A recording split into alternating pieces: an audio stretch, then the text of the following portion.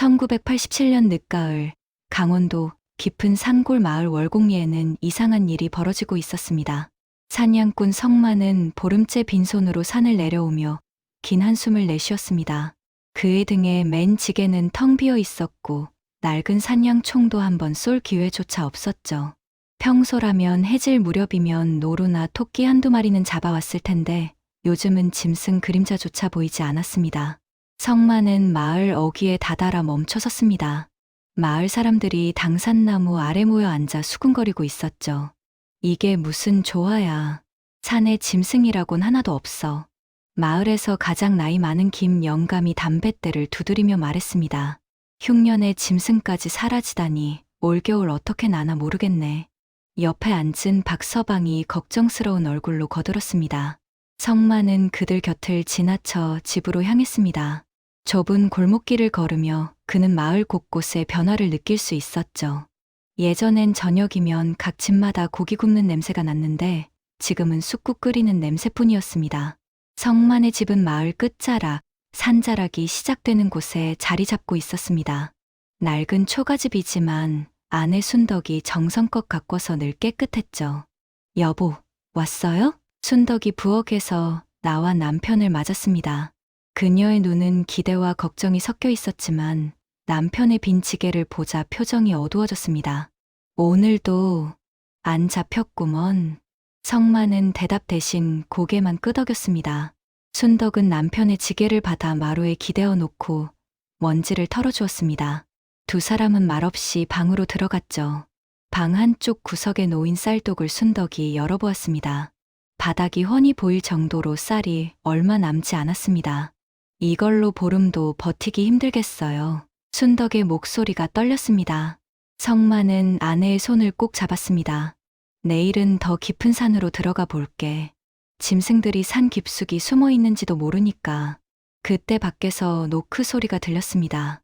순덕이 문을 열자 마을 과부 명자가 서 있었습니다. 명자는 순덕과 동갑내기로 남편을 일찍 여의고 혼자 10살 아들을 키우고 있었죠. 순덕아, 미안한데 쌀 한 되만 구워갈 수 있을까? 명자의 얼굴은 창백했고 눈가에는 다크서클이 짙게 드리워져 있었습니다. 순덕은 자기네도 형편이 어렵지만 차마 거절할 수 없었습니다. 조금밖에 못 줘도 괜찮겠어요? 순덕이 쌀독에서 쌀을 퍼내어 명자에게 건넸습니다. 명자는 고맙다는 말을 몇 번이나 되풀이하며 쌀을 받아 들었습니다. 요즘 마을이 어떻게 되려나. 이장님은 산신제를 지내야 한다고 난리야. 명자가 한숨을 쉬며 말했습니다. 또 돈을 거두려나 보네요. 순덕이 씁쓸하게 웃었습니다. 명자가 돌아간 후 부부는 저녁을 먹기 위해 밥상을 차렸습니다. 보리밥에 된장국, 무김치 몇 조각이 전부였습니다. 성만은 밥을 먹으면서도 내일 산행을 어떻게 할지 궁리했습니다. 그는 20년 넘게 이 산을 오르내렸지만 이런 일은 처음이었죠. 짐승들이 이렇게 완전히 자취를 감춘 적이 없었습니다. 뭔가 자연의 질서가 무너진 것 같은 불길한 느낌이 들었습니다. 저녁을 먹고 난 뒤 순덕은 조상님께 올릴 정화수를 떠왔습니다. 그녀는 작은 재상 앞에 무릎을 꿇고 두 손을 모았습니다. 조상님, 저희 가정을 굽어 살피시고 남편이 무사히 사냥할 수 있게 도와주세요. 순덕의 기도 소리는 간절했습니다. 성만도 옆에서 함께 절을 올렸습니다. 그날 밤 두 사람은 일찍 잠자리에 들었습니다. 하지만 걱정 때문에 쉽게 잠들 수 없었죠. 성만은 천장을 바라보며 내일 산행 경로를 머릿속으로 그렸습니다. 그때 창문 밖으로 이상한 빛이 스며들었습니다. 성만이 벌떡 일어나 창문을 열었습니다. 하늘에는 평소와 다르게 붉은 달이 떠 있었습니다. 마치 핏빛처럼 붉고 크게 보이는 달이었죠. 여보, 저것 좀 봐요. 순덕도 일어나 창밖을 내다보았습니다. 두 사람은 불길한 예감에 서로를 마주 보았습니다. 마을 곳곳에서 개 짖는 소리가 들려왔고 사람들도 하나둘 밖으로 나왔습니다. 저 달이 뭔가 이상해. 분명 좋지 않은 징조야. 마을 사람들의 수군거리는 소리가 여기까지 들렸습니다. 성만은 창문을 닫고 다시 자리에 누웠지만 잠은 더욱 오지 않았습니다. 붉은 달빛이 방 안을 가득 채웠고 성만은 내일산에서 무엇을 발견하게 될지 알 수 없었습니다. 순덕은 남편의 손을 꼭 잡으며 작게 중얼거렸습니다. 제발 아무 일 없기를. 밤은 깊어갔고 붉은 달은 마을을 내려다보며 천천히 서쪽으로 기울어갔습니다. 다음 날 새벽 성만은 동이 트기 전에 일어나 산행 준비를 했습니다. 순덕이 삶은 감자 몇 개와 물통을 챙겨주었고 성만은 산양 총과 칼, 밧줄을 지게에 묶었습니다. 조심히 다녀와요. 너무 깊이 들어가지 말고요. 순덕의 목소리에는 걱정이 가득했습니다. 걱정 마. 해 지기 전에 돌아올게. 성만이 아내의 어깨를 다독이며 말했습니다. 하지만 그는 평소보다 훨씬 더 깊은 산속으로 들어갈 계획이었죠. 성만은 마을을 벗어나 산길로 접어들었습니다.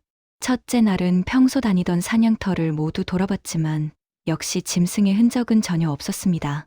발자국도 배설물도 털 한 올 보이지 않았습니다. 둘째 날, 성만은 더 깊은 계곡으로 향했습니다. 그곳은 바위가 험하고 길이 좁아 평소엔 가지 않던 곳이었죠. 나뭇가지에 옷이 걸리고 미끄러운 돌에 여러 번 넘어질 뻔했습니다. 그래도 성만은 멈추지 않고 계속 올라갔습니다. 셋째 날 아침, 성만은 평생 가본 적 없는 깊은 계곡에 도착했습니다. 주변은 안개가 자욱했고 햇빛조차 제대로 들지 않는 음침한 곳이었습니다. 그런데 이상하게도 그곳은 다른 곳과 달리 따뜻한 기운이 감돌았습니다. 성만은 안개 속을 조심스럽게 걸어갔습니다. 계곡 중앙에 평평한 바위가 하나 있었고 그 위에 뭔가 거대한 물체가 놓여 있었습니다. 성만은 숨을 죽이고 천천히 다가갔습니다. 안개가 걷히자 그의 눈앞에 믿기 어려운 광경이 펼쳐졌습니다. 사람 키만 한 거대한 알이 바위 위에 놓여 있었던 것입니다. 알은 연한 청록색 빛을 띠고 있었고 표면에는 금빛 무늬가 그려져 있었습니다. 성만은 처음엔 눈을 의심했습니다. 이런 크기의 알을 본 적이 없었기 때문이죠. 그는 몇 걸음 뒤로 물러서서 한참을 지켜보았습니다. 알은 미세하게 진동하고 있었고 은은한 빛을 내뿜고 있었습니다. 성만의 가슴이 두근거렸습니다. 두려움과 호기심이 동시에 밀려왔죠. 한참을 망설이던 성만은 용기를 내어 알에 다가갔습니다.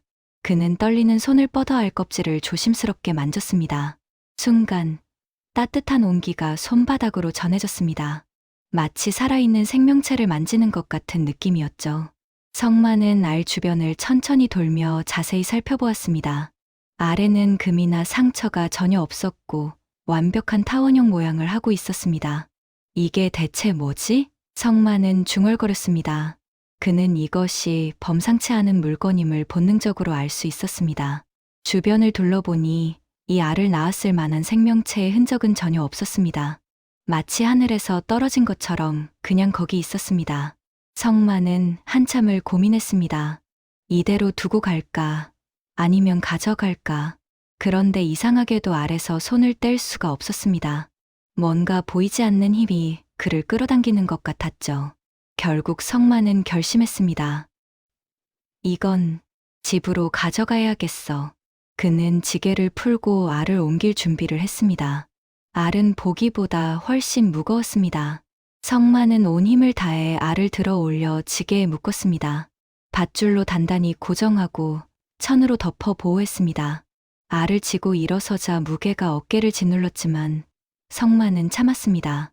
그는 왔던 길을 되돌아 천천히 내려가기 시작했습니다. 길은 험했고 알의 무게 때문에 평소보다 2배는 힘들었습니다. 여러 번 쉬면서도 성만은 포기하지 않았습니다. 해가 저물 무렵 그는 마침내 마을이 보이는 곳까지 내려왔습니다. 온몸은 땀으로 흠뻑 젖었고 다리는 후들거렸지만 성만의 얼굴에는 묘한 기대감이 어려 있었습니다. 마을로 들어서자 몇몇 사람들이 성만을 보았습니다. 성만이가 뭘 그렇게 큰 걸 지고 왔나? 사냥은 또 못하고 무슨 짐을 저렇게 가져온 거야? 사람들의 수근거림이 들렸지만 성만은 대답하지 않고 집으로 향했습니다. 집에 도착하자 순덕이 놀라며 달려 나왔습니다. 여보, 무사히 왔어요? 그런데 그게 뭐예요? 순덕이 지게에 묶인 커다란 물체를 보며 물었습니다. 일단 안으로 들어가자. 성만이 짧게 말했습니다. 두 사람은 알을 조심스럽게 방 안으로 옮겼습니다. 천을 벗기자 은은하게 빛나는 알이 모습을 드러냈습니다. 이게 알이에요? 순덕이 놀라 입을 벌렸습니다. 산 깊숙한 곳에서 발견했어. 이상하게 손이 가더라고. 성만이 설명했습니다.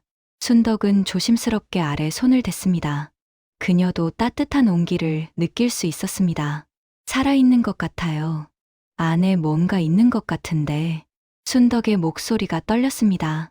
두 사람은 알을 방 한쪽 구석, 따뜻한 아랫목 근처에 조심스럽게 놓았습니다.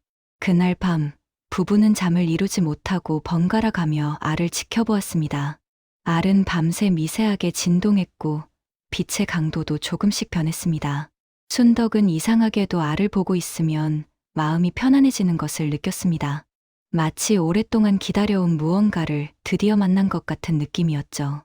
성만도 비슷한 감정을 느꼈습니다. 두 사람은 말없이 손을 맞잡고 알을 바라보았습니다. 밤은 깊어갔고 알의 빛은 점점 더 밝아지는 것 같았습니다. 이틀이 지났지만 알에는 별다른 변화가 없었습니다. 성만은 다시 산으로 사냥을 나가야 했지만 순덕 혼자 알을 두고 가는 게 걱정되었습니다. 괜찮아요. 제가 잘 지킬게요. 순덕이 남편을 안심시켰습니다. 성만이 나간 후 순덕은 알 옆에 앉아 바느질을 했습니다. 그녀는 가끔씩 알을 쓰다듬으며 말을 걸었습니다. 넌 누구니? 어디서 왔니? 대답은 없었지만 알은 그녀의 손길에 반응하듯 따뜻해졌습니다. 셋째 날 저녁, 성만이 또다시 빈손으로 돌아왔습니다. 두 사람은 간단히 저녁을 먹고 일찍 잠자리에 들었습니다. 그날 밤 자정쯤 이상한 소리에 순덕이 잠에서 깼습니다. 똑, 똑, 똑. 규칙적인 소리가 방 안 어딘가에서 들려왔습니다.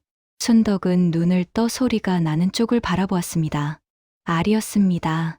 알 표면에 가느다란 금이 가기 시작했고 그 틈 사이로 환한 빛이 새어나왔습니다. 여보, 여보, 일어나 봐요.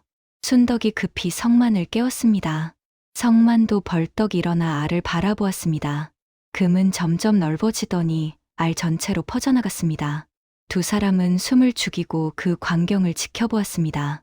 갑자기 알에서 강한 빛이 터져 나왔고 부부는 눈을 가릴 수밖에 없었습니다.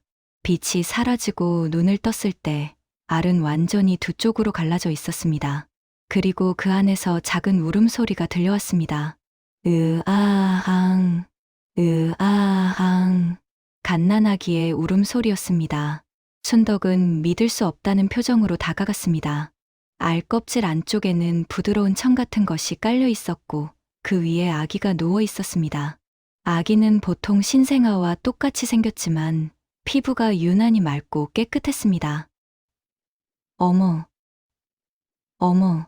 순덕은 떨리는 손으로 아기를 조심스럽게 들어 올렸습니다. 아기는 따뜻했고 분명히 살아 숨 쉬고 있었습니다. 순덕의 눈에서 눈물이 주르륵 흘러내렸습니다. 평생 아이를 가질 수 없었던 그녀에게 이 순간은 기적이었습니다. 여보, 이게 꿈이 아니죠? 순덕이 떨리는 목소리로 물었습니다. 성만도 눈시울이 붉어졌습니다. 그는 아내 곁으로 다가가 아기를 내려다보았습니다. 아기는 울음을 그치고 두 사람을 올려다보았습니다. 그 눈동자는 유난히 맑고 깊었습니다. 마치 오래된 영혼이 깃든 것 같은 느낌이었죠. 이건 하늘이 우리에게 내린 선물이야. 성만이 중얼거렸습니다. 순덕은 아기를 품에 꼭 안았습니다. 아기는 그녀의 품에서 편안하게 눈을 감았습니다. 우리 아기, 우리 아기. 순덕은 계속 그렇게 중얼거리며 아기를 달랬습니다. 성만은 갈라진 알 껍질을 살펴보았습니다. 껍질은 이미 빛을 잃고 서서히 가루가 되어 흩어지고 있었습니다. 이 아이 이름을 뭐라고 지을까? 성만이 아내에게 물었습니다. 산에서 온 아이니까 산이라고 부르면 어떨까요? 순덕이 아기를 내려다보며 말했습니다. 산이. 좋아, 우리 산이. 성만이 고개를 끄덕이며 아기의 작은 손을 만졌습니다. 그날 밤 부부는 잠을 자지 않고 아기를 돌보았습니다. 순덕은 오래전 준비해뒀던 아기 옷을 꺼내 산이에게 입혔습니다. 성만은 부엌으로 가서 물을 데웠고 순덕은 아기를 조심스럽게 씻겼습니다. 산이는 순한 아기였습니다. 울지도 않고 두 사람이 하는 대로 가만히 있었죠. 다음 날 아침이 밝았습니다. 순덕은 산이를 업고 부엌에서 아침 준비를 했습니다. 그때 대문 두드리는 소리가 들렸습니다. 순덕아, 나야. 명자의 목소리였습니다. 순덕은 당황했지만 문을 열어줄 수밖에 없었습니다. 명자가 들어서다가 순덕이 업고 있는 아기를 보고 멈춰섰습니다. 어머, 이게 누구야? 아기가 어디서 났어? 명자가 놀라 물었습니다. 먼 친척이 사정이 생겨서 잠깐 맡아달래서요. 순덕이 서둘러 거짓말을 했습니다. 먼 친척, 그런 친척이 있었어? 명자가 의아한 표정을 지었습니다. 워낙 오랜만에 연락이 와서 저희도 갑작스러웠어요. 순덕이 어색하게 웃으며 말했습니다. 명자는 아기를 자세히 들여다보았습니다. 근데 이 아기 피부가 정말 곱네. 몇 달 됐어? 이제 막 100일 정도 됐대요. 순덕이 얼버무렸습니다. 명자는 뭔가 이상하다는 표정이었지만 더 캐묻지 않았습니다. 그래, 힘들겠다. 아기 키우는 게 보통 일이 아닌데, 명자가 말했습니다. 명자가 돌아간 후 순덕은 한숨을 쉬었습니다. 성만이 방에서 나와 아내에게 말했습니다. 소문이 날 거야. 조심해야 해. 그래도 어쩌겠어요. 이 아이를 숨길 수는 없잖아요. 순덕이 산이를 꼭 안으며 말했습니다. 그날 오후 예상대로 마을 사람들이 하나둘 찾아오기 시작했습니다. 아기가 생겼다면서? 어디서 온 아기래? 사람들은 호기심 어린 눈으로 산이를 구경했습니다. 순덕은 같은 거짓말을 반복했지만 사람들의 눈빛은 의심스러웠습니다. 저녁 무렵 이장 최덕배가 직접 찾아왔습니다. 성만이, 아기가 생겼다는데 사실이야? 최덕배는 위압적인 목소리로 물었습니다. 네, 이장님. 친척 아이를 잠깐 맡게 됐습니다. 성만이 담담하게 대답했습니다. 최덕배는 방 안을 둘러보다가 산이를 발견했습니다. 그는 아기에게 다가가 자세히 들여다보았습니다. 순간 최덕배의 눈빛이 변했습니다. 이 아기에게서 범상치 않은 기운을 느낀 것이죠. 이상한 아이로군. 최덕배가 중얼거렸습니다. 무슨 말씀이세요? 성만이 경계하며 물었습니다. 아니야, 그냥 하는 소리지. 최덕배는 의미심장한 미소를 지으며 돌아갔습니다. 그가 떠난 후 성만과 순덕은 불안한 마음을 감출 수 없었습니다. 하지만 산이를 내려다보자 그 불안함도 잠시 사라졌습니다. 아기는 평화롭게 잠들어 있었고 그 얼굴은 천사처럼 고요했습니다. 우리가 이 아이를 잘 지켜야 해. 성만이 아내의 손을 잡으며 말했습니다. 네, 무슨 일이 있어도요. 순덕이 고개를 끄덕였습니다. 그날 밤 부부는 산이를 가운데 두고 잠자리에 들었습니다. 창밖에서는 바람 소리가 들려왔고 달빛이 방 안을 은은하게 비추었습니다. 산이는 두 사람 사이에서 편안하게 숨을 쉬고 있었습니다. 보름이 지났습니다. 순덕은 아침에 산이의 옷을 갈아입히다가 깜짝 놀랐습니다. 여보, 이거 좀 봐요. 순덕이 급히 성만을 불렀습니다. 산이는 처음 태어났을 때보다 2배는 커져 있었습니다. 보통 갓난아기였던 산이가 이제는 100일 된 아기만큼 자란 것이죠. 이럴 수가, 보름 만에 이렇게 클 수 있나? 성만도 믿기 어렵다는 표정이었습니다. 하지만 두 사람은 두려움보다 신기함을 느꼈습니다. 산이는 건강했고 잘 먹고 잘 웃었습니다. 순덕은 매일 산이를 돌보며 행복해했습니다. 평생 아이를 가질 수 없다고 체념했던 그녀에게 산이는 삶의 전부였습니다. 한 달이 지나자 산이는 더욱 빠르게 자랐습니다. 이제는 100일을 넘긴 아기처럼 보였고 목도 가누고 옹알이도 했습니다. 순덕은 산이가 너무 빨리 자라는 게 걱정되어 마을 사람들을 피했습니다. 명자가 몇 번 찾아왔지만 순덕은 아기가 아프다며 만나주지 않았습니다. 성만은 여전히 매일 산으로 사냥을 나갔지만 여전히 빈손으로 돌아왔습니다. 마을 전체가 식량 부족으로 어려움을 겪고 있었습니다. 어느 날 아침 성만이 산이를 안고 마당에 나왔습니다. 산이는 이제 3달쯤 된 아기처럼 보였고 주변을 호기심 어린 눈으로 둘러보았습니다. 그때였습니다. 담장 너머에서 뭔가 움직이는 소리가 들렸습니다. 성만이 고개를 돌리자 노루 한 마리가 마당 안으로 들어오고 있었습니다. 성만은 깜짝 놀라 숨을 죽였습니다. 노루는 평소라면 사람을 보면 도망쳤을 텐데 이상하게 다가왔습니다. 노루는 산이를 향해 천천히 걸어왔고 산이 앞에서 멈춰섰습니다. 그리고 고개를 숙여 마치 인사하듯 절을 했습니다. 산이는 까르르 웃으며 작은 손을 뻗었습니다. 노루는 산이의 손을 코로 살짝 건드렸습니다. 성만은 그 광경을 넋놓고 지켜보았습니다. 여보, 여보, 빨리 나와봐요. 성만이 부엌에 있던 순덕을 불렀습니다. 순덕이 뛰어나왔다가 노루를 보고 입을 벌렸습니다. 저게, 어떻게, 순덕이 중얼거렸습니다. 노루는 잠시 산이 곁에 머물다가 다시 담장을 넘어 사라졌습니다. 부부는 서로를 바라보았습니다. 산이가 짐승을 부른 건가? 성만이 조심스럽게 말했습니다. 그날 이후로 이상한 일이 계속 일어났습니다. 마당에는 매일 아침 토끼나 새들이 찾아왔습니다. 심지어 여우까지 나타나 산이 주변을 맴돌았습니다. 짐승들은 산이를 보면 고개를 숙였고 산이는 그들을 보며 웃었습니다. 성만은 이 광경을 보며 확신했습니다. 산이는 보통 아이가 아니라는 것을요. 하지만 그는 두렵지 않았습니다. 오히려 산이가 특별한 아이라는 게 자랑스러웠죠. 어느 날 명자가 담장 너머로 이 광경을 목격했습니다. 그녀는 눈을 크게 뜨고 산이가 여우와 함께 있는 모습을 보았습니다. 명자는 황급히 집으로 돌아갔고 곧바로 마을 사람들에게 말했습니다. 성만이네 아기가 이상해. 짐승들이 그 아이 주변에 모여들어. 소문은 빠르게 퍼졌습니다. 마을 사람들은 수군거리기 시작했습니다. 저 아이가 뭔가 이상한 힘을 가진 게 분명해. 산에서 짐승이 사라진 것도 저 아이 때문 아닐까? 아니면 반대로 저 아이가 짐승을 부를 수 있는 거 아니야? 이야기는 점점 부풀려졌고 이장 최덕배의 귀에도 들어갔습니다. 최덕배는 이 소문을 듣고 탐욕스러운 미소를 지었습니다. 그 아이를 이용하면 부자가 될 수 있겠군. 그는 혼자 중얼거렸습니다. 며칠 후 최덕배는 마을 사람 몇 명을 데리고 성만의 집을 찾아왔습니다. 성만이, 나 좀 보자. 최덕배가 대문을 두드리며 말했습니다. 성만은 마지못해 문을 열었습니다. 무슨 일이십니까, 이장님? 소문을 들었네. 자네 아들이 짐승을 부를 수 있다고? 최덕배가 단도직입적으로 물었습니다. 그건 그냥 우연입니다. 성만이 부인했습니다. 우연? 여러 사람이 봤다네. 여우까지 자네 마당에 왔다고 하더군. 최덕배가 눈을 가늘게 뜨며 말했습니다. 순덕이 산이를 안고 방에서 나왔습니다.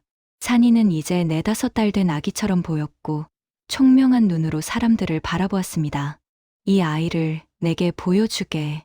최덕배가 손을 내밀었습니다. 순덕은 본능적으로 산이를 꼭 안았습니다. 이장님, 아이가 놀랄까봐 잠깐만 보면 되네. 최덕배는 강압적으로 말하며 산이에게 다가갔습니다. 산이는 최덕배를 보더니 얼굴을 찡그렸습니다. 그리고 울음을 터뜨렸습니다. 으아항. 그 순간 마당에서 이상한 소리가 들렸습니다.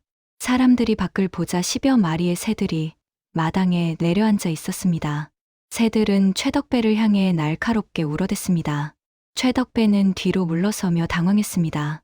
이게 무슨... 성만도 놀랐지만 빨리 상황을 수습했습니다. 이장님, 아이가 많이 놀랐습니다. 오늘은 돌아가 주십시오.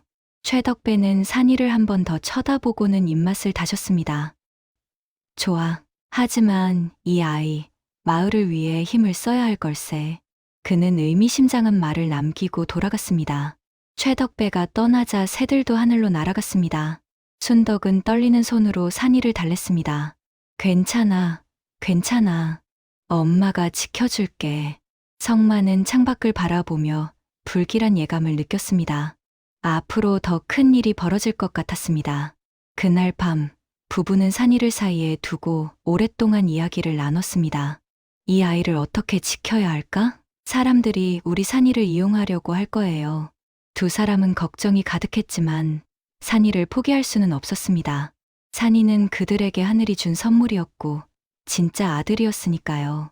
달빛이 방안을 비추는 가운데 산이는 평화롭게 잠들어 있었습니다. 그 작은 얼굴에는 미소가 어려 있었습니다. 석 달이 더 지났고 산이는 이제 돌이 된 아이처럼 자랐습니다. 산이는 이제 혼자 앉을 수 있었고 간단한 몸짓으로 의사표현을 했습니다. 순덕은 산이가 빠르게 자라는 것이 신기하면서도 한편으로는 아쉬웠습니다. 아기 시절이 너무 빨리 지나가는 것 같았으니까요. 어느 날 아침 마을에 놀라운 소식이 퍼졌습니다. 사냥꾼 박서방이 큰 멧돼지를 잡았다는 것이었습니다. 몇 달 만에 처음 있는 일이었죠. 어디서 잡았나? 마을 사람들이 물었습니다. 성만이네 집 뒷산이야. 그쪽으로 갔더니 갑자기 짐승들이 보이더라고. 박서방이 신이 나서 말했습니다.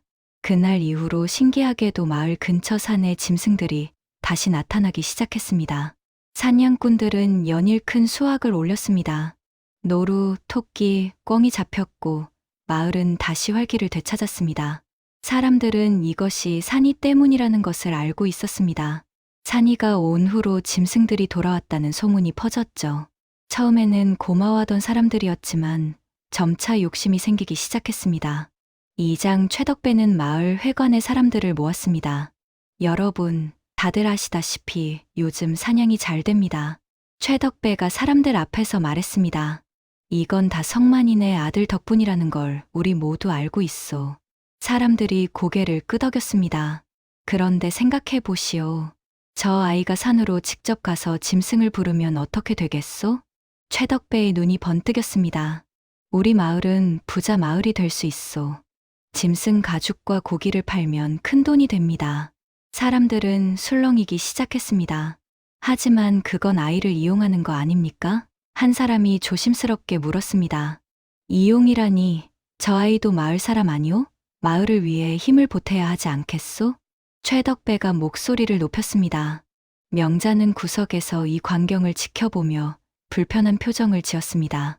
그날 저녁 최덕배는 마을 사람 5-6명을 데리고 성만의 집을 찾아왔습니다. 성만이, 문 좀 열어주게. 최덕배의 목소리에는 평소와 다른 강압적인 기운이 있었습니다. 성만이 문을 열자 최덕배와 사람들이 안으로 들어왔습니다. 무슨 일이십니까? 성만이 경계하며 물었습니다.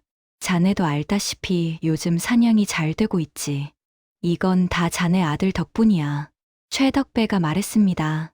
그래서요? 마을 사람들이 의논한 결과야. 산이를 산으로 데려가서 짐승을 불러 모으면 좋겠다는 거지. 최덕배가 본론을 꺼냈습니다. 성만의 얼굴이 굳었습니다. 안 됩니다. 산이는 아직 어린아이입니다. 어린아이? 자네 아들 돌도 안 됐는데 벌써 돌 지난 아이만큼 컸잖나. 보통 아이가 아니야. 옆에 있던 박서방이 거들었습니다. 순덕이 산이를 안고 방에서 나왔습니다. 제발 우리 아이를 그냥 놔두세요. 저희는 조용히 살고 싶어요. 순덕이 떨리는 목소리로 말했습니다. 조용히 살고 싶다고. 자네들도 마을 사람이야. 마을이 잘 되면 자네들도 좋은 거 아닌가? 최덕배가 비웃듯 말했습니다. 우리 아이는 도구가 아닙니다. 성만이 소리를 높였습니다. 그러자 최덕배의 얼굴이 차갑게 변했습니다. 성만이, 마을 사람들 모두가 원하는 일이야. 거부하면 자네들이 마을에서 살기 힘들어질 거야. 이것은 협박이었습니다. 다른 사람들도 고개를 끄덕이며 압박했습니다. 그래, 우리 모두 힘들게 살았어. 이제 좀 나아질 기회가 온 건데 아이 하나 데리고 산 한 번 가는 게 뭐가 어렵다고. 성만과 순덕은 궁지에 몰렸습니다. 산이는 순덕의 품에서 사람들을 물끄러미 바라보았습니다. 그 눈빛에는 슬픔이 어려 있었습니다.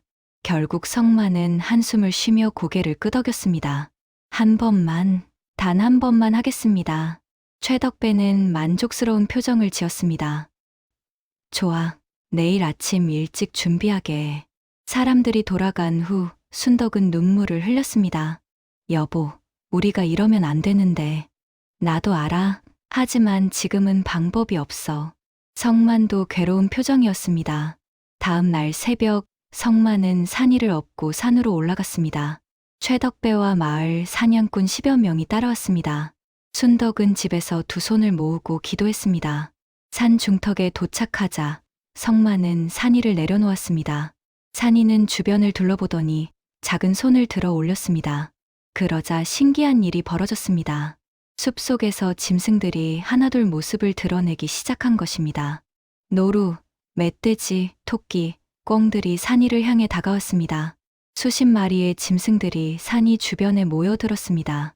사냥꾼들은 흥분했습니다. 저것 봐. 정말로 짐승을 부르잖아. 저걸 다 잡으면 얼마야? 최덕배가 신호를 보냈고 사냥꾼들은 총과 덫을 들고 달려들었습니다. 총소리가 울렸고 짐승들이 쓰러졌습니다. 산이는 그 광경을 보며 눈을 크게 떴습니다. 아이의 입에서 작은 소리가 새어나왔습니다.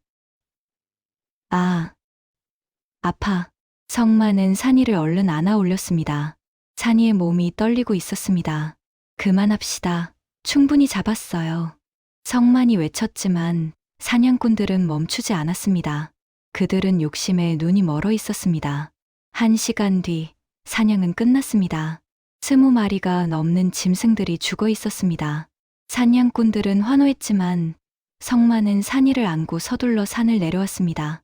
집에 도착했을 때 산이는 열이 나기 시작했습니다. 여보, 산이가 이상해요. 순덕이 놀라 소리쳤습니다. 산이의 얼굴은 창백했고 온몸에서 열이 났습니다. 성만은 후회가 밀려왔습니다. 자신이 아이를 지키지 못했다는 자책감이 그를 짓눌렀습니다. 산아, 미안하다. 아빠가 잘못했어.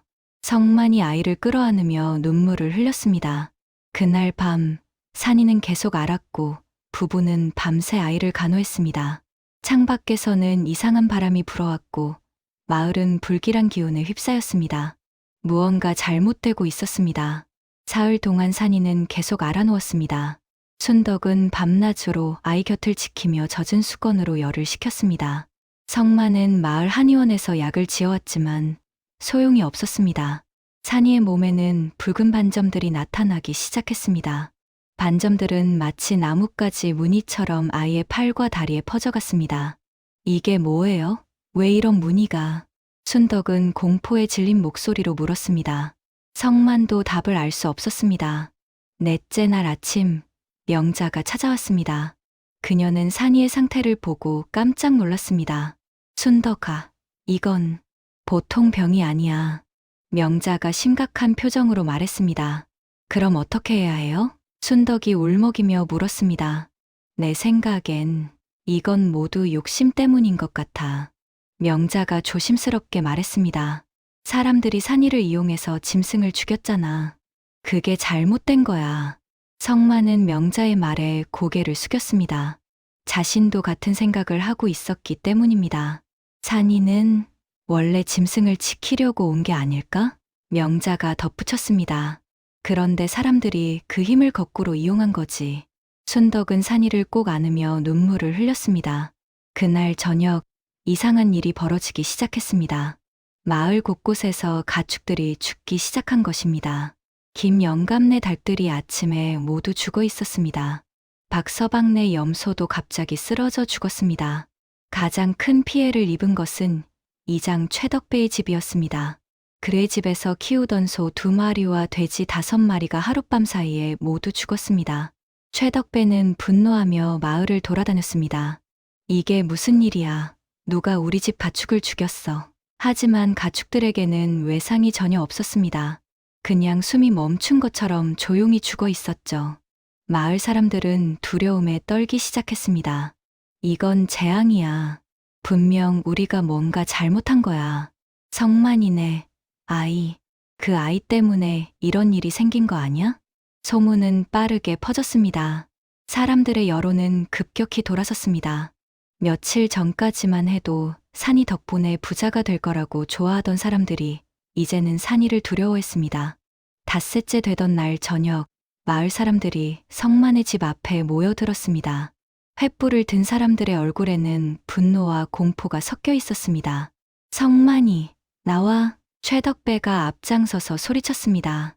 성만은 몽둥이를 들고 대문 앞을 막아섰습니다. 무슨 짓입니까? 무슨 짓이긴. 저 아이 때문에 마을에 재앙이 온 거야. 최덕배가 손가락으로 집을 가리키며 소리쳤습니다. 우리 집 가축이 다 죽었어. 이게 누구 때문이야? 다른 사람들도 합세했습니다. 그래, 저 아이는 저주받은 아이야. 산으로 돌려보내야 해. 아니면 죽여야 해. 순덕은 집 안에서 산이를 품에 꼭 안고 떨고 있었습니다. 성만은 몽둥이를 꽉 쥐고 사람들과 대치했습니다. 누구도 우리 집에 들어오지 못합니다. 긴장감이 팽팽히 흐르는 순간이었습니다. 그때 집 안에서 문이 열리는 소리가 들렸습니다. 순덕이 산이를 안고 천천히 밖으로 나왔습니다. 사람들은 산이를 보고 뒤로 물러섰습니다. 산이의 몸에서 희미한 빛이 나고 있었기 때문입니다. 붉은 반점들이 빛을 내며 마치 살아있는 것처럼 움직였습니다. 산이는 순덕의 품에서 고개를 들어 사람들을 바라보았습니다. 그리고 입을 열었습니다. 욕심, 부리면 안 돼요. 어린아이의 목소리였지만 또렷하고 분명했습니다. 사람들은 입을 벌린 채 얼어붙었습니다. 겨우 돌이 된 아이가 말을 한 것입니다. 나는 산의 아이예요. 산이가 계속 말했습니다. 짐승을 지키려고 왔어요. 최덕배는 두려움에 떨었지만 여전히 완강했습니다. 지키려고 왔다고? 그럼 왜 우리 가축을 죽였어? 산이는 슬픈 눈으로 최덕배를 바라보았습니다. 아저씨가 너무 많이 죽였어요. 필요한 것보다 훨씬 많이요. 산이의 말에 사람들은 말문이 막혔습니다. 그날 산에서 죽인 짐승이 20마리가 넘었다는 걸 모두가 알고 있었습니다. 평소 한 달치 사냥감을 하루에 다 잡은 것이었죠. 산이 화가 났어요. 산이가 작은 손으로 하늘을 가리켰습니다. 그 순간 하늘에서 천둥이 쳤습니다. 구름 한 점 없던 밤하늘에서 갑자기 번개가 번쩍였습니다. 사람들은 겁에 질려 비명을 질렀습니다. 곧이어 비가 쏟아지기 시작했습니다. 하지만 보통 비가 아니었습니다. 빗물에는 흙냄새가 강하게 났고 차가웠습니다. 산이의 몸에서 빛이 더욱 강해졌습니다. 그러자 집 주변의 나무들이 갑자기 자라기 시작했습니다. 겨울이 다가오는 시기인데도 나뭇가지에서 새순이 돋아났습니다. 땅에서는 풀들이 솟아올랐고 꽃들이 피어났습니다. 마을 사람들은 이 초자연적인 현상을 보며 공포에 질렸습니다. 괴물이야. 저건 괴물이야. 누군가 소리쳤고 사람들은 뒤로 물러서기 시작했습니다. 그때 성만이 앞으로 나섰습니다. 그는 산이에게 다가가 무릎을 꿇었습니다. 산아, 미안하다. 아빠가 너를 지키지 못했어. 성만의 목소리는 떨렸습니다. 순덕도 함께 무릎을 꿇었습니다. 우리 잘못이에요. 우리가 탐욕을 막지 못했어요. 산이는 두 사람을 내려다보았습니다. 그리고 작은 손을 뻗어 성만의 머리를 쓰다듬었습니다. 아빠, 엄마, 나빠요. 산이의 눈에서 눈물이 흘러내렸습니다. 그 눈물이 땅에 떨어지자 그곳에서 작은 꽃이 피어났습니다. 명자가 사람들 사이를 뚫고 앞으로 나왔습니다. 그녀도 무릎을 꿇었습니다. 산이야, 우리가 잘못했어. 용서해줘. 그녀의 진심 어린 사과에 몇몇 사람들도 무릎을 꿇기 시작했습니다. 하지만 최덕배는 여전히 서 있었습니다. 그는 분노와 두려움이 뒤섞인 표정으로 산이를 노려보았습니다. 이딴 괴물을 우리가 왜 두고 봐야 하지? 최덕배가 소리쳤습니다. 그 순간 하늘에서 번개가 내리쳐 최덕배 앞당을 쳤습니다. 최덕배는 뒤로 넘어지며 비명을 질렀습니다. 산이는 그를 향해 손을 들었습니다. 그만 하세요. 산이의 목소리는 작았지만 단호했습니다. 비가 점점 약해지기 시작했고 천둥 소리도 멀어졌습니다. 산이는 순덕의 품에 안긴 채 눈을 감았습니다. 아이는 지쳐 보였습니다. 사람들은 조용히 흩어지기 시작했습니다. 최덕배도 비틀거리며 일어나 집으로 돌아갔습니다. 명자만 남아 성만 부부를 도왔습니다. 들어가요. 산이를 쉬게 해줘야 해요. 명자가 부드럽게 말했습니다. 세 사람은 집 안으로 들어갔고 산이를 따뜻한 이불 속에 눕혔습니다. 산이의 열은 조금 내린 것 같았지만 여전히 아파 보였습니다. 밤새 세 사람은 산이를 지켰습니다. 창밖에 비는 계속 내렸고 마을은 침묵에 잠겼습니다. 성만은 창밖을 바라보며 생각했습니다. 이제 어떻게 해야 할까? 다음 날 아침 비가 그쳤습니다. 마을 사람들은 각자 집에서 나와 주변을 둘러보았습니다. 밤새 자란 풀과 나무들이 마을 곳곳에 퍼져 있었습니다. 겨울이 다가오는 시기에 봄처럼 푸르러진 마을은 기묘한 광경이었습니다. 사람들은 두려움과 경외감이 뒤섞인 표정으로 이 모습을 바라보았습니다. 성만의 집에서는 산이가 깨어났습니다. 열은 많이 내렸지만 아이는 여전히 약해 보였습니다. 순덕이 미음을 끓여 산이에게 먹였습니다. 산아, 이제 괜찮아? 순덕이 걱정스럽게 물었습니다. 산이는 고개를 끄덕였습니다. 아이의 눈빛은 어제보다 더 또렷했고 어른 같은 슬픔이 담겨 있었습니다.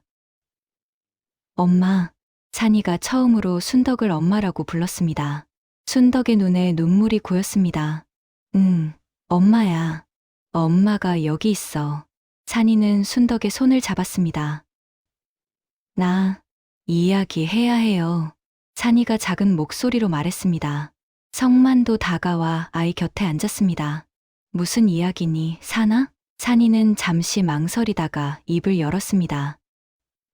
나는 산의 정령이에요. 아이의 목소리는 여전히 어렸지만 말투는 점점 또렷해졌습니다. 오래 전부터 이 산을 지켜왔어요. 성만과 순덕은 숨을 죽이고 아이의 말을 들었습니다. 사람들이 산을 함부로 대하기 시작했어요. 필요한 것보다 더 많이 가져가고 짐승들을 괴롭혔어요. 산이의 눈에서 슬픔이 흘러나왔습니다. 그래서 나는 사람들에게 벌을 주려고 짐승들을 숨겼어요. 성만은 그제야 이해했습니다. 몇 달 전 갑자기 짐승이 사라진 이유가 산이 때문이었던 것입니다. 하지만 내가 알을 품고 있을 때 아빠가 날 발견했어요. 산이가 성만을 올려다보았습니다. 아빠의 마음은 착했어요. 욕심이 없고 진심으로 가족을 사랑하는 마음이었어요. 성만의 가슴이 먹먹해졌습니다. 그래서 나는 사람을 믿어보기로 했어요. 알에서 나와서 아기가 되어 엄마 아빠와 살기로요. 순덕은 울음을 참지 못하고 산이를 안았습니다. 그런데 사람들은 또 욕심을 부렸어요. 산이의 목소리가 떨렸습니다. 나를 이용해서 짐승들을 죽였어요. 산이, 정말 미안해. 아빠가 막았어야 했는데. 성만이 고개를 숙였습니다. 아니에요. 아빠 잘못 아니에요. 산이가 성만의 손을 꼭 잡았습니다. 나는 이제 돌아가야 해요. 산이의 말에 순덕이 깜짝 놀라 고개를 들었습니다. 뭐라고? 돌아간다니? 여기 더 있으면 마을에 더 큰 재앙이 와요. 산이가 슬픈 표정으로 말했습니다. 산은 이미 너무 화가 났어요. 내가 맡고 있지만 오래 버틸 수 없어요. 성만은 무엇을 해야 할지 몰라 막막했습니다. 재앙이라니, 무슨 재앙이 온다는 거니? 산사태, 홍수, 그리고 산이가 말을 잇지 못했습니다. 그때 밖에서 소란스러운 소리가 들렸습니다. 성만이 창문을 열어보니 마을 사람들이 다시 모여들고 있었습니다. 하지만 어제처럼 분노한 표정은 아니었습니다. 오히려 두려움과 후회가 가득한 얼굴들이었습니다. 명자가 앞장서서 왔고 그 뒤로 김영감, 박서방, 그리고 많은 마을 사람들이 따랐습니다. 놀랍게도 최덕배도 그들 사이에 있었습니다. 성만이 문을 열자 명자가 먼저 입을 열었습니다. 성만이, 우리 산이를 만나볼 수 있을까? 명자의 목소리는 조심스러웠습니다. 성만은 잠시 망설이다가 고개를 끄덕였습니다. 사람들이 집 안으로 들어왔습니다. 산이는 이불을 덮고 앉아 있었고 사람들을 바라보았습니다. 명자가 먼저 무릎을 꿇었습니다. 산이야, 어제는 정말 미안했어. 다른 사람들도 하나둘 무릎을 꿇기 시작했습니다. 김영감이 떨리는 목소리로 말했습니다. 우리가 너무 욕심을 부렸구나. 박서방도 고개를 숙였습니다. 우리는 내가 준 선물을 고맙게 여기지 않았어. 최덕배가 앞으로 나왔습니다. 그는 산이 앞에 무릎을 꿇고 절을 올렸습니다. 이 늙은이가 잘못했네. 최덕배의 목소리에는 진심이 담겨 있었습니다. 욕심에 눈이 멀어 중요한 걸 잊고 있었어. 산이는 사람들을 하나하나 바라보았습니다. 아저씨들, 정말 미안한 거예요? 산이가 물었습니다. 그럼 정말 미안하다.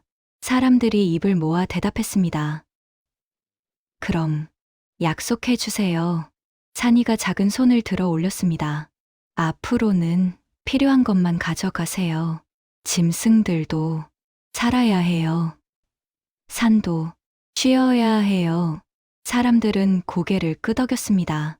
약속하마. 다시는 욕심 부리지 않겠네. 김영감이 손을 들어 맹세했습니다. 다른 사람들도 따라 손을 들었습니다. 산이는 그들을 보며 잠시 생각에 잠겼습니다. 그리고 작은 미소를 지었습니다. 고마워요. 하지만 산이의 미소가 슬퍼졌습니다. 나는 그래도 돌아가야 해요. 순덕이 산이를 꼭 안았습니다. 안 돼. 안 돼. 산아. 산이는 순덕의 등을 토닥였습니다. 엄마, 울지 마요. 나는 원래 여기 있으면 안 되는 아이예요. 명자가 눈물을 닦으며 물었습니다. 언제 떠나려고 하니? 빨리, 빨수록 좋아요. 산이가 창밖을 바라보며 말했습니다. 산의 화가 점점 커지고 있어요. 성만은 주먹을 쥐었습니다. 마음 같아서는 산이를 붙잡고 싶었지만 그럴 수 없다는 것을 알았습니다. 산아, 아빠가 너를 데려다 줄게. 성만이 떨리는 목소리로 말했습니다. 그 계곡으로, 처음 내가 있던 곳으로. 산이는 고개를 끄덕였습니다. 최덕배가 일어서며 말했습니다. 우리도 함께 가겠네. 산이를 제대로 보내드려야지.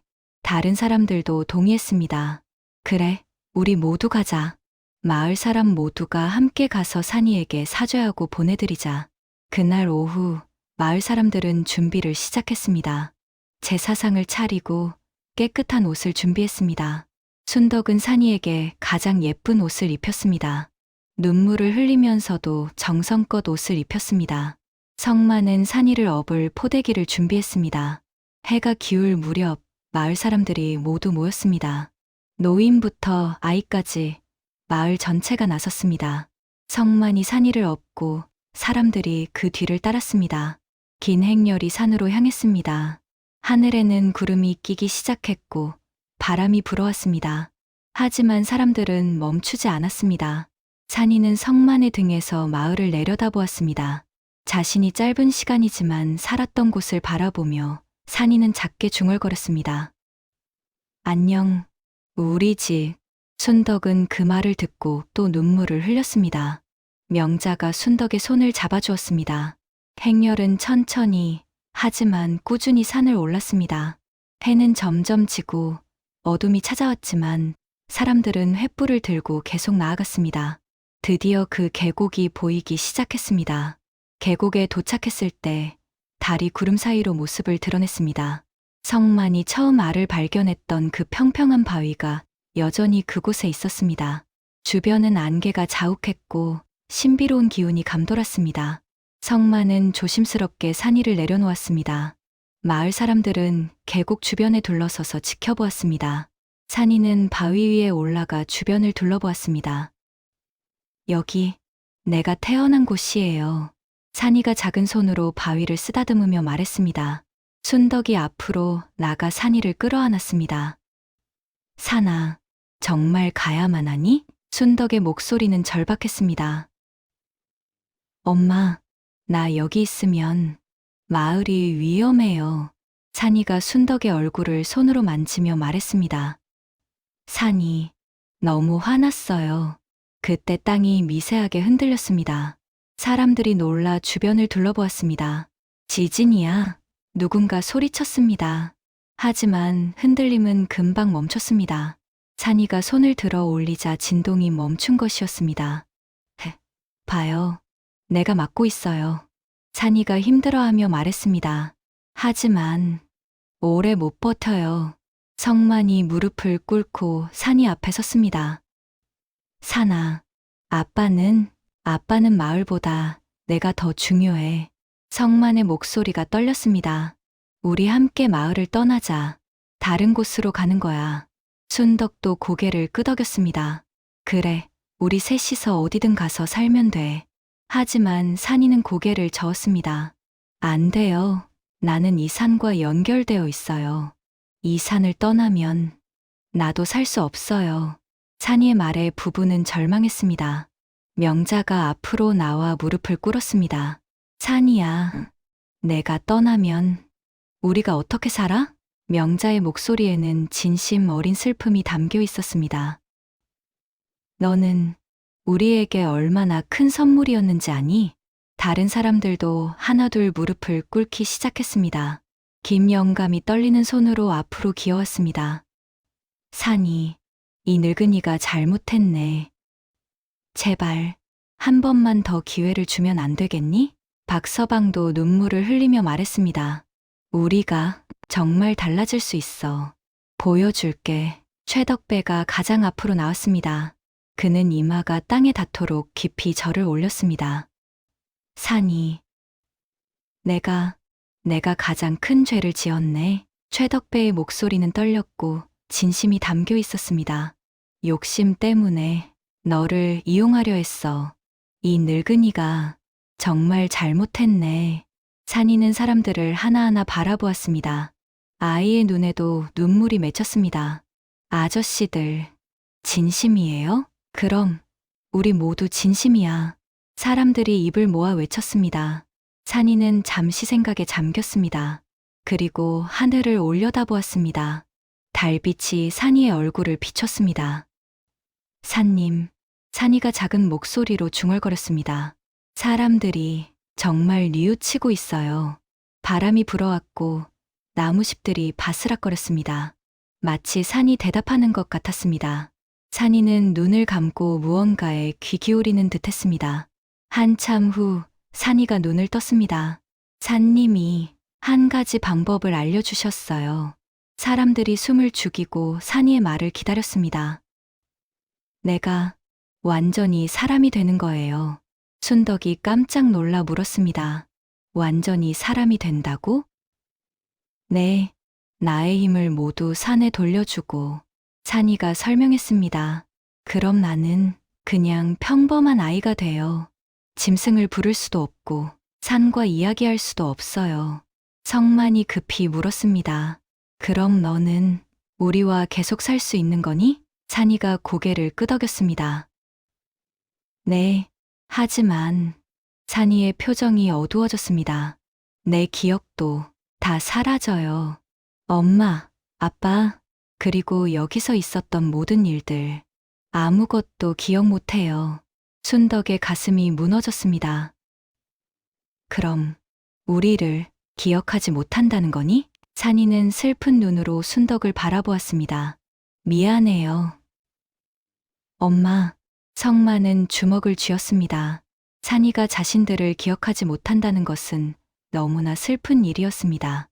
하지만 동시에 산이가 살아서 곁에 있을 수 있다는 것도 사실이었습니다.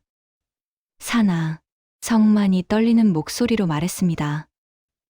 내가 원하는 대로 해. 아빠는 내가 행복하면 돼. 순덕도 눈물을 닦으며 고개를 끄덕였습니다. 그래, 우리가 너를 기억하면 돼. 내가 우리를 잊어도 우리는 영원히 너를 기억할게. 산이는 두 사람을 번갈아 보았습니다. 그리고 환하게 웃었습니다. 고마워요. 엄마, 아빠.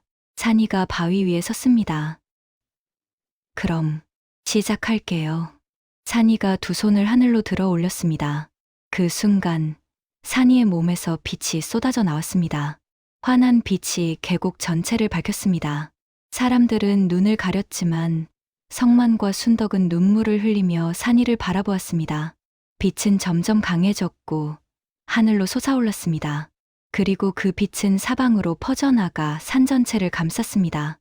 땅이 따뜻해졌고 나무들이 생기를 되찾았습니다. 짐승들의 울음소리가 여기저기서 들려왔습니다. 산이 다시 살아나고 있었습니다. 빛이 점점 약해지더니 마침내 사라졌습니다. 바위 위에는 산이가 쓰러져 있었습니다. 순덕이 급히 달려가 산이를 안아 올렸습니다. 산아, 산아. 산이는 천천히 눈을 떴습니다. 하지만 그 눈빛은 달랐습니다. 전에 있던 깊이와 슬픔이 사라지고 순수한 아이의 눈빛이었습니다. 으아. 산이는 아기처럼 울기 시작했습니다. 순덕은 산이를 꼭 안으며 울었습니다. 성만도 두 사람을 끌어안았습니다. 산이는 이제 정말 평범한 아이가 되었습니다. 모든 것을 잊은 채 새로운 삶을 시작할 아이가 되었습니다. 마을 사람들은 조용히 지켜보며 함께 눈물을 흘렸습니다. 최덕배가 하늘을 향해 절을 올렸습니다. 고맙습니다. 정말 고맙습니다. 다른 사람들도 따라 절을 올렸습니다. 그날 밤, 계곡에서는 기적이 일어났습니다. 산은 다시 생명력을 되찾았고 사람들은 새로운 다짐을 했습니다. 그리고 한 가족은 비록 기억은 사라졌지만 사랑만은 남은 아이와 함께 새로운 시작을 맞이했습니다. 달빛이 계곡을 비추는 가운데 모든 것이 평화로웠습니다. 계곡에서 마을로 돌아가는 길은 조용했습니다. 성만은 산이를 업고 천천히 걸었고 순덕은 그 옆을 지켰습니다. 산이는 성만의 등에서 평화롭게 잠들어 있었습니다. 이제 그냥 평범한 아이처럼 아무것도 모르는 채 잠들어 있었습니다. 마을 사람들은 무거운 마음으로 뒤를 따랐습니다. 명자가 순덕에게 다가와 조용히 물었습니다. 정말 아무것도 기억 못하는 거야? 순덕은 고개를 끄덕였습니다. 응, 의사가 될 거래. 그냥 평범한 아이로. 명자는 안타까운 표정으로 산이를 바라보았습니다. 우리 때문에 저 어린 아이가 모든 걸 잃었네. 최덕배가 뒤에서 걸어오며 말했습니다. 우리가 갚아야 할 빚이 생긴 거지. 그의 목소리에는 무거운 책임감이 담겨 있었습니다. 저 아이가 자라는 동안 우리 모두가 지켜봐야 해. 마을에 도착했을 때는 이미 깊은 밤이었습니다. 사람들은 각자 집으로 돌아갔지만 아무도 쉽게 잠들 수 없었습니다. 성만의 집에서는 순덕이 산이를 조심스럽게 이불에 눕혔습니다. 산이는 편안한 얼굴로 잠들어 있었습니다. 여보, 우리 산이 이제 정말 우리 아들이 됐네요. 순덕이 산이의 머리를 쓰다듬으며 말했습니다. 그래, 이제는 누구도 가져갈 수 없는 우리 아들이야. 성만이 아내의 어깨를 감싸며 대답했습니다. 두 사람은 밤새 산이 곁을 지켰습니다. 다음 날 아침, 산이가 깼을 때 순덕은 조마조마한 마음으로 아이를 바라보았습니다. 산아, 엄마 알아보겠니? 산이는 순덕을 보며 방긋 웃었습니다. 아기처럼 옹알이를 하는 산이를 보며 순덕은 눈물을 흘렸습니다. 정말로 모든 걸 잊은 것이었습니다. 하지만 동시에 이것이 새로운 시작이라는 것도 알았습니다. 며칠이 지나자 마을에는 놀라운 변화가 일어났습니다. 산에는 다시 짐승들이 돌아왔고 적당한 수만큼만 보였습니다. 사냥꾼들은 필요한 만큼만 사냥했고 그것으로 충분했습니다. 최덕배는 마을 회관에 새로운 규칙을 걸어두었습니다. 한 사람당 한 달에 사냥할 수 있는 짐승의 수는 3마리를 넘지 않는다. 어린 짐승과 새끼를 벤 짐승은 절대 잡지 않는다. 매년 봄과 가을 산신제를 지내며 감사를 표한다. 사람들은 이 규칙을 철저히 지켰습니다. 산이가 치른 희생을 잊지 않았기 때문이었습니다. 명자는 자주 성만의 집을 찾아와 순덕을 도왔습니다. 산이 옷 만드는 거 도와줄게. 고마워. 명자야. 너 덕분에 많은 힘이 돼. 두 여자는 함께 산이를 돌보며 더욱 가까워졌습니다. 박서방은 산에서 나무를 해올 때마다 성만의 집에 몇 단씩 나눠주었습니다. 산이 크려면 따뜻하게 지내야지. 김영감은 가끔 집에서 기른 채소를 가져왔습니다. 아이 키우는데 돈 많이 들지. 이거라도 보태게. 성만과 순덕은 마을 사람들의 따뜻함에 감사했습니다. 한 달이 지났습니다. 산이는 이제 정말 보통 아이처럼 자랐습니다. 빠르게 자라는 일도 없었고 이상한 능력도 보이지 않았습니다. 그냥 평범하게 웃고 울고 먹고 자는 아이였습니다.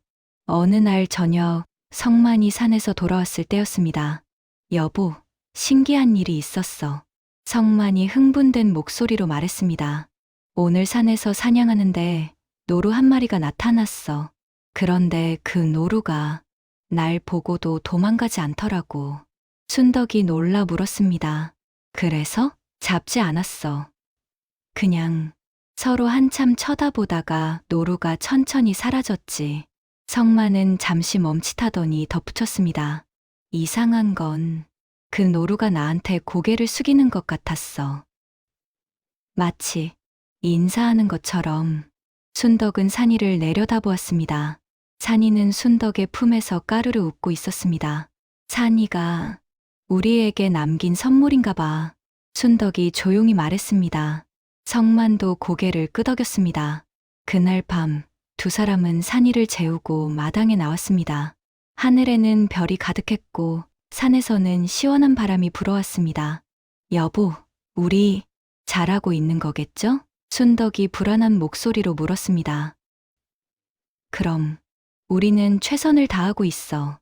성만이 아내의 손을 꼭 잡았습니다. 산이는 모든 걸 잊었지만 우리는 절대 잊지 않을 거야. 저 아이가 얼마나 특별한 존재였는지, 그리고 우리를 얼마나 사랑했는지. 순덕은 눈물을 흘리며 고개를 끄덕였습니다. 두 사람은 한참 동안 밤하늘을 바라보았습니다. 저 멀리 산 너머로 희미한 빛이 보이는 것 같았습니다. 마치 산이 그들을 지켜보는 것 같았습니다. 다음 날 아침, 마을 사람들은 놀라운 광경을 목격했습니다. 성만의 집 마당에 하룻밤 사이에 꽃이 피어 있었던 것입니다. 겨울이 다가오는 시기인데도 아름다운 들꽃들이 마당 가득 피어 있었습니다. 사람들이 모여들어 그 광경을 바라보았습니다. 이건 산이가 남긴 마지막 선물인가? 명자가 감탄하며 말했습니다. 최덕배가 조용히 말했습니다. 아니야, 이건 시작이야. 산이가 우리에게 준 새로운 시작. 사람들은 고개를 끄덕이며 꽃을 바라보았습니다.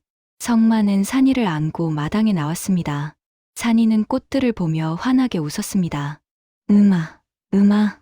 아이는 꽃을 향해 손을 뻗었습니다. 그 순간 바람이 불어와 꽃잎들이 춤을 추었습니다. 마치 산이를 환영하는 것 같았습니다. 순덕은 그 광경을 보며 미소 지었습니다. 비록 산이는 모든 걸 잊었지만 산은 여전히 산이를 기억하고 있었습니다. 그리고 그들을 축복하고 있었습니다. 마을 사람들은 하나둘 자리를 떠났고 성만의 가족만 마당에 남았습니다. 성만이 산이를 놀이 들어 올리며 말했습니다. 산아, 우리 행복하게 살자. 순덕도 두 사람을 안으며 덧붙였습니다. 그래, 우리 셋이서 오래오래 함께. 산이는 두 사람을 번갈아 보며 방긋 웃었습니다. 아이는 몰랐지만 이 순간이 얼마나 소중한지를, 그리고 이 가족이 얼마나 많은 것을 함께 겪었는지를. 하지만 그것은 중요하지 않았습니다. 지금 이 순간 그들은 함께였고 그것만으로 충분했습니다. 겨울 바람이 불어왔지만 마당의 꽃들은 시들지 않았습니다. 그 꽃들은 겨울 내내 피어 있을 것이고 봄이 오면 더 많은 꽃이 필 것입니다. 이것이 산이가 남긴 약속이었고 축복이었습니다. 성만 가족의 새로운 삶이 시작되었습니다. 그리고 마을도 새로운 마음으로 다시 태어났습니다. 모두가 욕심을 버리고 감사하며 사는 법을 배웠습니다. 산이라는 작은 존재가 가르쳐준 큰 교훈이었습니다. 1년이 흘렀습니다. 월곡리 마을은 평화로웠고 사람들은 자연과 조화롭게 살아가고 있었습니다. 성만은 여전히 사냥을 했지만 이제는 필요한 만큼만 잡았습니다. 마을 사람들도 모두 약속을 지켰고 산은 풍요로움으로 답했습니다. 봄이 되자 성만의 집 마당은 더욱 아름다워졌습니다. 작년 겨울부터 피었던 꽃들이 더 많이 피어났고 새로운 종류의 꽃들도 생겼습니다. 마을 사람들은 이 마당을 산이의 정원이라고 불렀습니다. 산이는 이제 두 돌을 앞둔 아이로 자랐습니다. 건강하고 밝은 아이였고 마을 사람들의 사랑을 듬뿍 받으며 컸습니다. 최덕배는 가끔 선물을 들고 찾아왔습니다. 산이, 할아버지가 왔다. 최덕배는 이제 마을 최고의 어른으로서 모범을 보이며 살았습니다. 명자의 아들과 산이는 형제처럼 자랐습니다. 명자는 순덕의 가장 가까운 친구가 되었고 두 가족은 거의 매일 함께 시간을 보냈습니다. 어느 봄날 아침 순덕은 몸이 이상하다는 것을 느꼈습니다. 속이 메스꺼웠고 어지러움이 계속되었습니다. 여보, 나 의원에 다녀와야 할 것 같아요. 순덕이 걱정스러운 얼굴로 말했습니다. 성만은 급히 순덕을 업고 마을 한의원으로 갔습니다. 늙은 의원은 순덕의 맥을 짚어보더니 놀란 표정을 지었습니다. 이게 어떻게 된 일인가? 의원이 중얼거렸습니다. 무슨 일이십니까? 성만이 불안하게 물었습니다. 순덕 씨, 임신하셨소. 의원의 말에 성만과 순덕은 얼어붙었습니다. 뭐라고요? 순덕이 믿을 수 없다는 표정으로 물었습니다. 분명히 아기가 들어섰소. 석 달은 된 것 같은데. 의원이 다시 한번 확인하며 말했습니다. 성만과 순덕은 서로를 바라보았습니다. 순덕은 40대 후반이었고 평생 불임으로 고생했던 사람이었습니다. 의사들은 아이를 가질 수 없다고 했었습니다. 이건 기적이요. 의원도 고개를 저으며 감탄했습니다. 집으로 돌아오는 길, 두 사람은 말이 없었습니다. 하지만 순덕의 손은 배를 감싸고 있었고 성만은 그런 아내를 조심스럽게 부축했습니다. 집에 도착하자 산이가 마당에서 놀고 있었습니다. 아이는 꽃들 사이에 앉아 나비를 바라보고 있었습니다. 순덕은 산이를 보며 눈물이 났습니다. 여보, 이게 산이가 남긴 선물일까요? 순덕이 떨리는 목소리로 물었습니다. 성만도 산이를 바라보며 고개를 끄덕였습니다. 그럴 거야. 우리 산이가 마지막으로 남긴 축복일 거야. 산이는 두 사람을 보고 환하게 웃으며 달려왔습니다. 아빠. 성만은 산이를 안아 올렸습니다. 순덕은 산이의 머리를 쓰다듬으며 말했습니다. 산아, 너 곧 동생이 생길 거야. 산이는 무슨 말인지 모르겠다는 표정으로 고개를 갸웃했습니다. 하지만 아이는 행복하게 웃었습니다. 소식은 빠르게 마을에 퍼졌습니다. 사람들은 모두 놀라워하며 축하했습니다. 정말 기적이야. 산이가 준 선물이 분명해. 명자가 찾아와 순덕을 꼭 안았습니다. 순덕아, 정말 축하해. 내가 얼마나 아이를 원했는데. 순덕은 눈물을 흘리며 고개를 끄덕였습니다. 최덕배도 찾아와 기뻐했습니다. 이건 아니, 산님이 주신 축복이야. 우리가 약속을 잘 지키고 있어서 주신 선물이지. 그날 저녁 마을 사람들은 당산나무 아래 모여 작은 잔치를 벌였습니다. 산신께 감사제를 올리고 성만 가족을 축하했습니다. 여름이 지나고 가을이 왔습니다. 순덕의 배는 점점 불러왔고 산이는 곧 태어날 동생을 기다렸습니다. 성만은 매일 산에 올라가 산신께 기도했습니다. 산님, 감사합니다. 저희에게 이런 축복을 주셔서. 그는 진심으로 감사했습니다. 겨울이 다가올 무렵 어느 추운 밤이었습니다. 순덕이 진통을 시작했습니다. 명자와 마을 산파가 급히 달려왔습니다. 성만은 산이를 안고 밖에서 기다렸습니다. 아빠, 엄마 아파? 산이가 걱정스러운 얼굴로 물었습니다. 괜찮아, 산아. 곧 동생이 태어날 거야. 성만이 아이를 달래며 말했습니다. 최덕배와 마을 사람들도 모여들어 함께 기다렸습니다. 한밤중 드디어 아기의 울음소리가 들렸습니다. 으아앙, 으아앙. 건강한 울음소리였습니다. 명자가 문을 열고 나왔습니다. 성만이, 딸이야. 건강한 딸을 낳았어. 성만은 산이를 안은 채 집 안으로 뛰어들어갔습니다. 순덕은 땀을 흘리며 누워 있었고 품에는 작은 아기가 안겨 있었습니다. 여보, 우리 딸이에요. 순덕이 행복한 미소를 지으며 말했습니다. 성만은 무릎을 꿇고 아기를 내려다보았습니다. 작고 예쁜 아기였습니다. 산이도 아기를 보려고 고개를 내밀었습니다. 아기.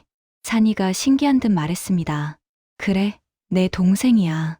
순덕이 산이에게 말했습니다. 이름을 뭐라고 지을까? 성만이 물었습니다. 순덕은 잠시 생각하다가 말했습니다.